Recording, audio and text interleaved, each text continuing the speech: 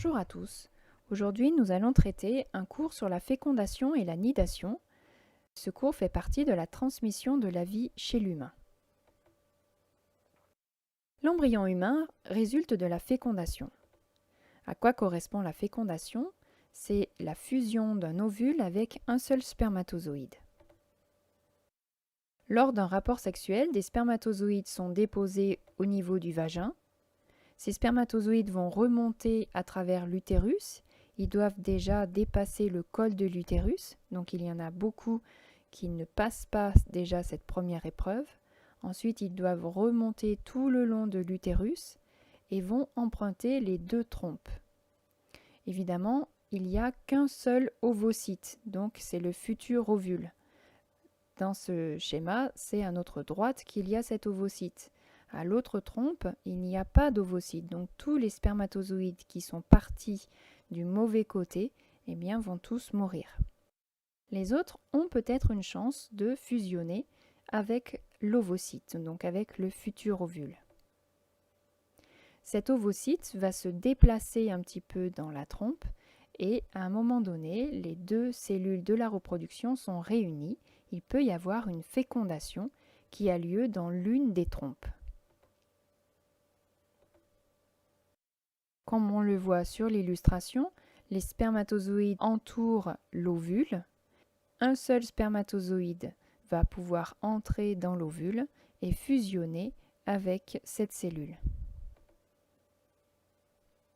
La cellule que l'on obtient est appelée cellule œuf lorsqu'il y a une fusion des deux noyaux, le noyau de l'ovule et le noyau du spermatozoïde. Cette cellule œuf va alors se diviser pendant de nombreuses heures, suivant le rapport sexuel. Et en même temps qu'elle se divise, elle se déplace tout le long de la trompe.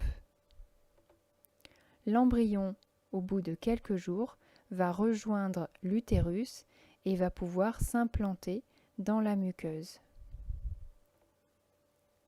Cet embryon arrive au niveau de l'utérus. La muqueuse de l'utérus, comme on l'a vu, est très développée. C'est ce que l'on appelle une dentelle utérine. Et cet embryon va pouvoir entrer dans cette dentelle et faire une sorte de nid. Le fait qu'il s'implante dans cette muqueuse utérine est appelé la nidation. Une fois bien installé, il va pouvoir se développer. Comme on le voit à l'image, cet embryon est déjà implanté depuis quelques jours. On voit très bien l'embryon déjà entouré par une poche qui est la poche amniotique et en dessous des cellules qui sont beaucoup plus rouges qui commencent à s'installer aussi. C'est ce que l'on verra, c'est le placenta. Donc si un embryon s'est implanté dans la muqueuse de l'utérus, cette muqueuse de l'utérus, bien sûr, n'est pas éliminée.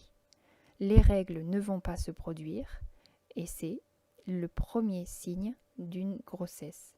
Pour vérifier qu'il y ait bien grossesse, on peut faire un test de grossesse. Ce test va détecter en fait des hormones produites par l'embryon et ce test va les détecter dans l'urine. Si jamais 2 barres apparaissent, c'est que le test est positif. Si ce test reste avec une seule barre, c'est qu'il est négatif. Voilà pour cette séance sur la fécondation et la nidation.